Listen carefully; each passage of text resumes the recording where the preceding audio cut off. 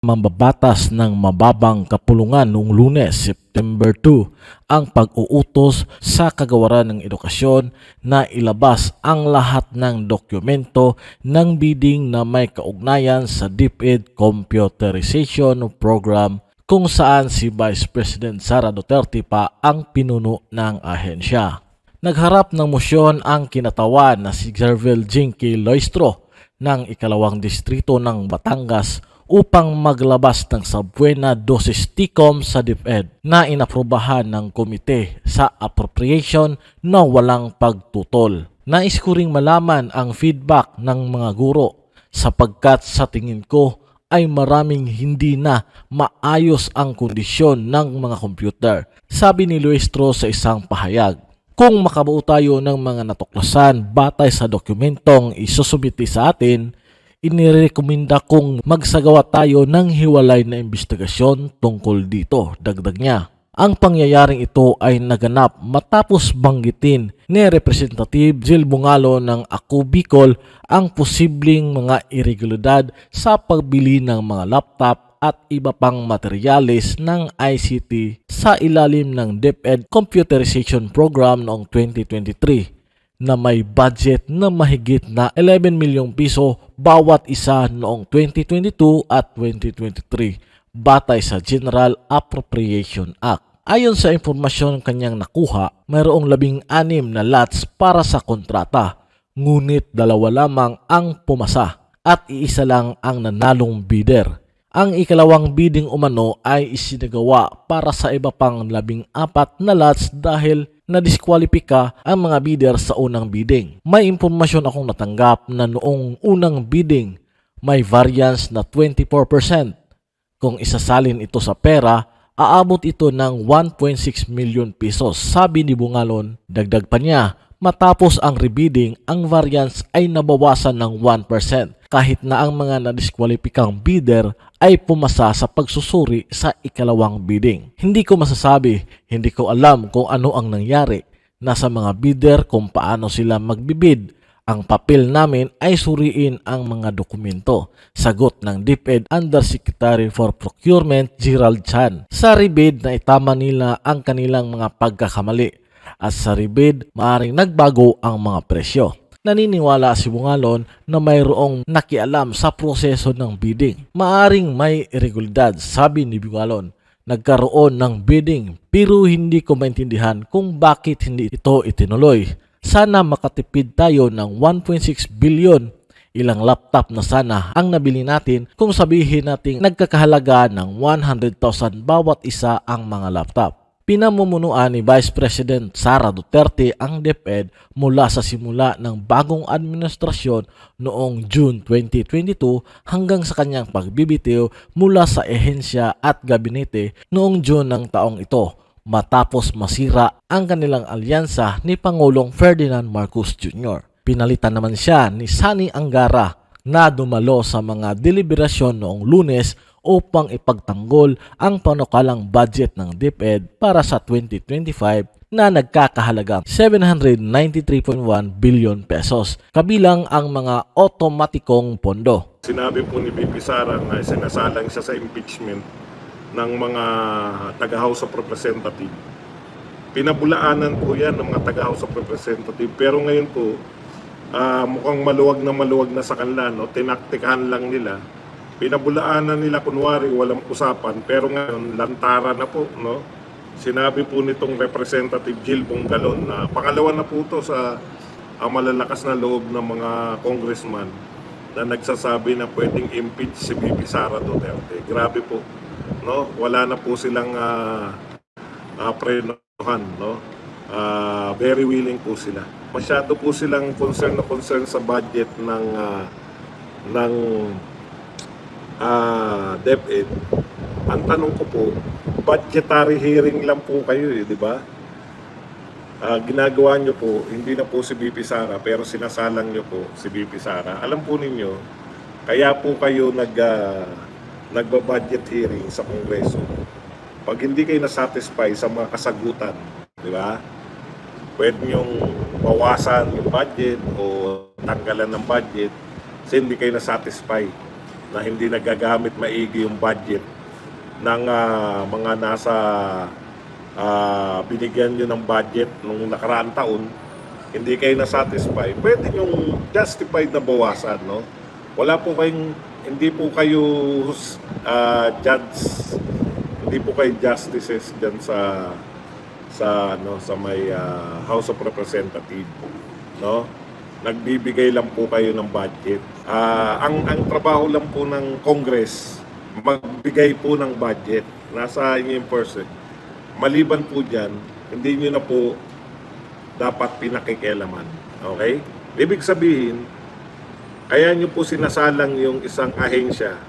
Pag hindi kayo nasatisfy sa paggastos ng ahensya na yan, ay babawasan nyo yung budget or tatanggalin nyo totally. Meron ako naalala nun, pag hindi na-satisfy yung sasagot yung mga congressman, sinisiro budget nila o 1 peso lang. Meron po, si HR yata yun, kung hindi ako nagkakamali, 1 peso lang yung budget. Ganun po ang trabaho nyo sa budget hearing. Di po ba? Okay. So sa madaling salita mga kapatid, kaya nga sinabi ni BP Sara na hindi na siya DepEd, wag nyo na siyang tanungin. At kaya rin sinabi ni Rufus Rodriguez na dapat hindi na natin pinagkakaabalahan yung budget ni Angara dahil kasi simula niya pa lang. Di ba? Ganun po yun eh. Kasi simula niya pa lang. Kasi hindi po pwede na yung control nyo po sa budget, hanggang doon lang po sa kaya nga po customary, marami marami kayong mga ginagawa sa pag-budget na binago ninyo, pero nakalimutan nyo kung in the first place bakit yun ipinatupad, no? Pao ba yun? Hindi, alam ko si HR eh. Si Alvarez na nagsabi nun eh. Si 1 peso lang ang budget niya. Anyways, kung ano man yun, sa madaling salita, no? Kaya customary yun. Naisip na yan ng mga matatalinong congressman, matatalinong senador na nauna sa inyo, na pag sinalang ninyo yung vice president sa budget hearing, bubutatain nyo, ganyan na mangyayari, mapapahiya kayo. Bakit? Hindi takot sa inyo, mas mataas sa inyo. Diba? Hindi natatakot sa inyo. Kaya, sino mapapahiya? Kayo. Naisip na yan ng naisip na yan ng mga nauna sa inyong senador at nauna sa inyong mga congressman. Kaya hindi nila pinoproblema na isa lang, binigyan na lang nila ng courtesy. Pero dahil ayaw niyong bigyan ng courtesy si BP Sara, ganyan yung nagresulta. Napahiya kayo. Pahiya naman talaga yung mga yan. Napahiya po kayo. Okay. Yun po yun. Yun po yung katotohanan. No? Kung kayo po ay sumunod sa mga nauna sa inyong congressman at mga senador, hindi sana kayo napahiya. Di ba? Kasi hindi nyo kakayanin eh. Magmumukha kayong bastos.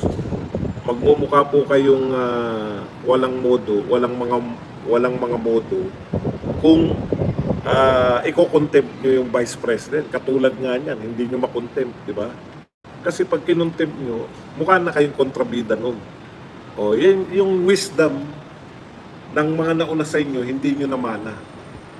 Kaya napahiya kayo. Eto na naman, si Rufus Rodriguez na naman, sinasabihan na kayo na dapat ipasa na natin to kasi bagong DepEd Secretary pa lang to eh. Gusto nyo usisain? Ano po ba mangyayari pag inusisain nyo? Halimbawa, meron dito eh, no? Inuusisan yung DepEd budget.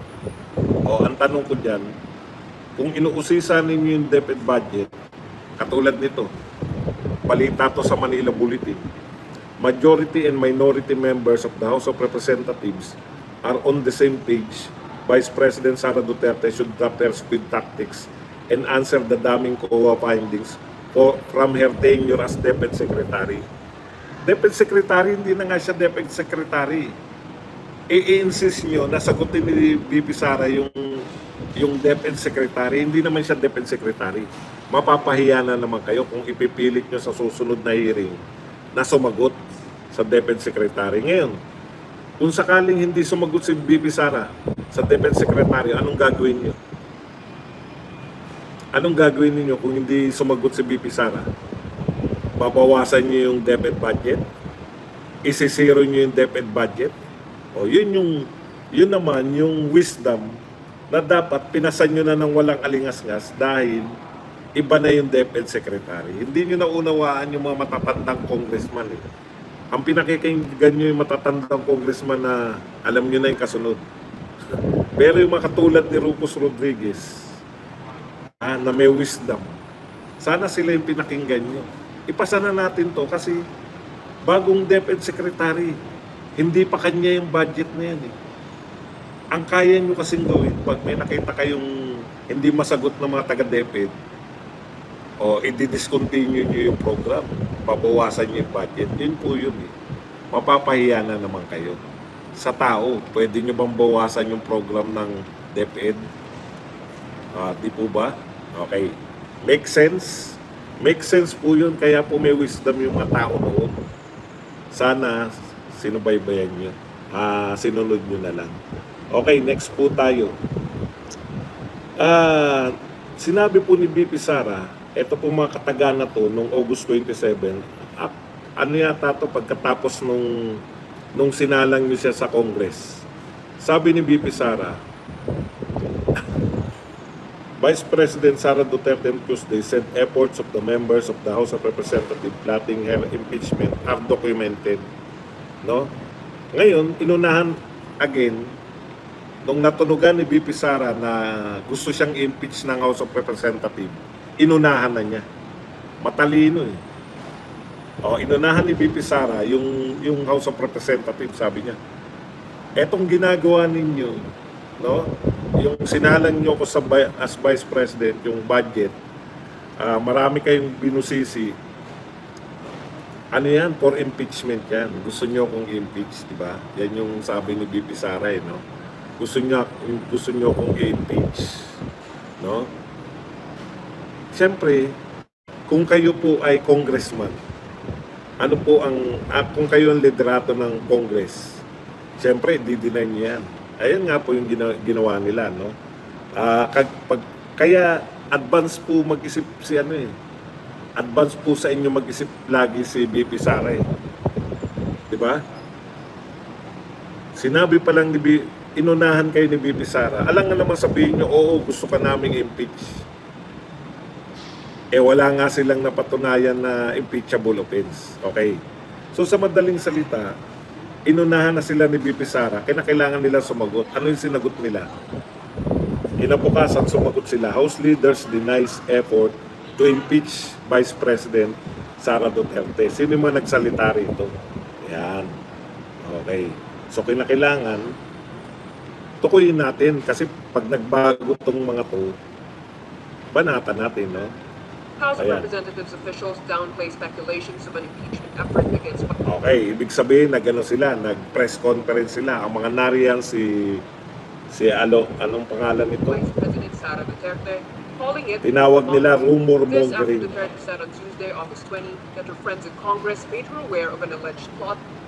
Ayan, sinabi ni BP Sara na merong alleged plot to oust her, no? At sabi pa ni BP Sara, yung mga kaibigan niya, yung iba, nirecord pa. So, syempre, bait-baitan itong mga congressman, hindi sila sasabihin nila na, wala kami, hindi namin yan. Hindi namin gusto na impeach si BP Sara, di ba? Magbabait-baitan sila ngayon. Sasabihin nila, walang plot. Press conference pa sila. Okay. So, dinideny nila na merong plot to oust Sara Duterte. Okay. So, sino-sino to mga to? Ang sinasabi nila, ayan, ito kilala nyo siguro to. No? Ayan, yung mga congressman na to, ito po ang nagdi-deny. Ayan. Huwag nating ayan po, sino pa? Ayan, pangalan nito, Sia Alonto. Yan, dinideny po nila. Tandaan niyo po yung mga mukha na yan. Dinideny po nila na mayroong plot to ouster. Pero, siyempre sinabi po, ang nagsabi naman po na merong na pwedeng impeach si BP Sara, ang walang kamatayang ito po ang walang kamatayang si Franz Castro, di ba? Sabi ni Franz Castro, pwedeng ground for impeachment yan. Yung mga COA findings. Okay? So, ibig sabihin, pwedeng hindi pakinggan si Franz Castro, parang pinagpapalagay ng lahat na hindi naman reliable source yan. Opo, siya po yung sponsor ng budget. Kasi ang sinasabi nila, distraction lang yan. May trabaho tayo, ang trabaho namin ipasa tong budget. Bakit namin uunahin yan? Okay, pero ngayong araw na to, alam mo na yung gagawin nila eh. Yun yung stick to the plan, no? Yung stick to the plan nito ni Kimbo, yung mga nadudulas na stick to the plan. Ang stick to the plan nila, pasasamainin muna nila si BP Sara para katanggap-tanggap na yung impeachment. Ang problema, hindi nila napasama eh. Bakit? Sila napahiya. Napahiya sila. 1 versus 47, hindi nila kinaya si BP Sara. Okay? Yun yung nangyari, no? Ngayon, yung hindi nila kinaya na nakaharap si BP Sara, yan yung topic natin kahapon o kanina. Hindi nila kinaya na si BP Sara ay pasamain ng nakaharap siya. Pinasama nila nang nakatalikod si BP Sara. Anong ibig mo sabihin ba dun? Yung sinalan yung DepEd na nire-request nga ni Rufus dahil bago yung DepEd Secretary, ipasa na yung budget na yan, hindi nila ginawa. No? Pinalabas nila dahil walang makasagot. Hindi ko naman alam kung, alam nyo dapat, kung hindi makasagot yung mga DepEd Undersecretary, kasuhan nyo. Yung mga concern na hindi kasi unfair eh. Unfair kay BP Sara, wala siya ron. Sinisiraan nyo siya. Hindi naman siya lahat yan. Alam niyo ba yun? Kunwari may ginawang kalokohan ba yung tauhan ni Bongbong? I-impeach si Bongbong? Hindi naman po eh. Katulad niyan, tumakas si Alice Go. Oh, impeach ba si Bongbong dahil tumakas si Alice Go? Heads we roll lang. Bakit? Tukuyin nyo sa DepEd kung sino mga gumawa ng kasalanan at sampahan nyo ng kaso, tanggalin nyo sa serbisyo. Hindi yun si BP Sara. Diba? Pinasasama-sama nila. Ngayon, eto na yung kanilang stick to the plan. O ngayon, eto na po yung congressman na hindi nagngangalang Franz Castro. 12 billion disallowance ng DepEd. Di, magbayad yung mga na-disallowed. Hindi naman po kay BP Sara yan. Yung sinasabi nila na procurement, yung mga back, Bids and Awards Committee. Alam niyo po yung mga Bids and Awards Committee, hindi po member ang DepEd Secretary yan. No, kung may pagkakamali po sa mga bidding, may pinapaboran, yun yung pinalalabas nila, di ba, sa DepEd. May mga pinapaboran yung DepEd. Hindi po kasalanan ng DepEd Secretary yan kasi hindi sila kasama sa Bids and Awards Committee. Alam niyo po ba yun? Bawal po yung head ng nag-award, hindi po siya miyembro niyan. Kung miyembro niyan. Okay. Ngayon, ito po, sabi na po ngayon ng, eto na, lumabas na, di ba? Napasama na nila. Ang problema, hindi kaharap si BP Sara eh. Pinasama nila si BP Sara na nakatalikod. Ngayon, ang tanong, ayan na ngayon, binigyan ng, eto na ngayon. Meron na sila sa interview dito kay sa isang congressman na nagngangalang Hill Bongalon. Ito po, sinasabi na nito si Bongalon na may posible na po, sabi niyo, ayon po kay Bongalon, Congressman Bongalon, posible na daw na masampahan ng kaso impeachment si BP Sara dahil po sa mga naganap sa DepEd nung siya ay DepEd Secretary. Okay. Ayan, no? Possible ground for impeachment case if VP Sara can fully account for confidential expenses. Ito po ay interview niya sa Rappler. So, dalawang congressman na po yung nagsasabi na posibleng ma-impeach po si VP Sara. Akala ko ba, no? Akala ko ba kayong mga congressman, lideratong congressman, kaya kayo, sino ngayon po ang lumalabas na sinungaling, no? Sabi nyo, walang move. Pati po si President Marcos nagsasabi hindi pinupolitika si VP Sara. Yung budget hearing ay hindi politika. Paano hindi magiging politika yung budget hearing samantalang yung nakasalang si VP Sara na nakaharap, no? Alam ninyo na wala kayong napalabas. Hindi nyo napalabas na masamang tao si VP Sara. Hindi kayo nagsalita, dininay ninyo. Pati si President Marcos, dininay niya na may impeachment o pinupolitika. Ano po tawag niyo dyan, Mr. President? Nung sinalang yung Vice President, walang politika, walang impeachment. Pero nung sinalang na yung DepEd, biglang pwede na ngayon, grounds for impeachment na. Hindi pa rin ba politika yan, Mr. President? Hindi pa rin ba politika yan? Ngayon, sinasabi niyo na grounds for impeachment. Wala nang kumukontra ngayon. Nung sinabi ni VP Sara na etong ginagawa niyo ngayon ay pamumulitika dahil balak niyo kong impeach, syempre, lalabas kayong kontrabida. Di ba? Stick to the plan lang. Pasamain muna si VP Sara bago pag-usapan yung impeachment. Tanong kay Bungalon, ano ang kaso? Ano ang ikakaso mo sa kanya for impeachment? Ito, ikaw nagsabi nito, possible ground for impeachment case if VP Sara can fully account for confidential fund. Naglalatag pa kayo ng mga senaryo. No? Alam nyo, ang usapin ng impeachment, pag sinabing impeachment, mabigat po yan, tatanggalin. Binoto siya ng 32 million. No? Hindi po pwede. Ikaw, ilan ang bumoto sa'yo? Bungalon. Bungalon ba to? Ako Bicol.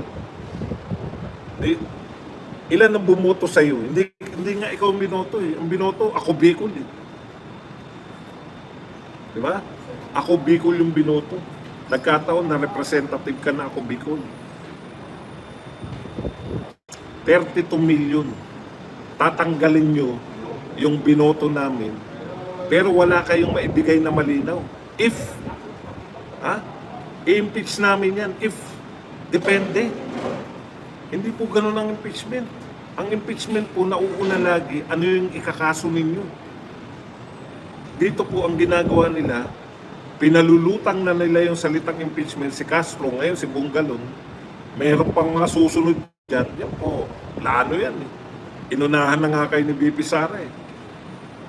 Pinagpaplanuhan ninyo na i-impeach si VP Sara kahit wala pa kayong kaso. Wala pa kayong kaso.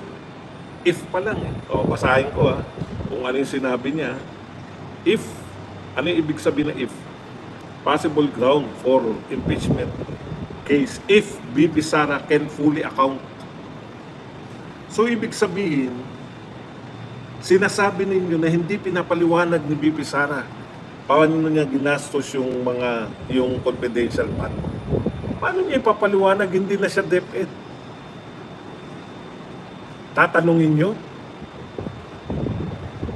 kung ang nakasalang budget, tandaan nyo inuna ko yan kanina, ang budget hearing, ang purpose niyan, magbibigay ka ng budget o babawasan mo o tatanggalan mo ng budget kung isang ahensya. Isasalang nyo yung BP budget, tapos ang kondisyon nyo, etong kondisyon nyo, possible grounds for impeachment if VP Sara can fully account for confidential expenses. Ano ibig mo sabihin ng fully account, can fully account? Pinagbibintangan mo ba o hindi? Impeachment agad, wala ka pang binibintang.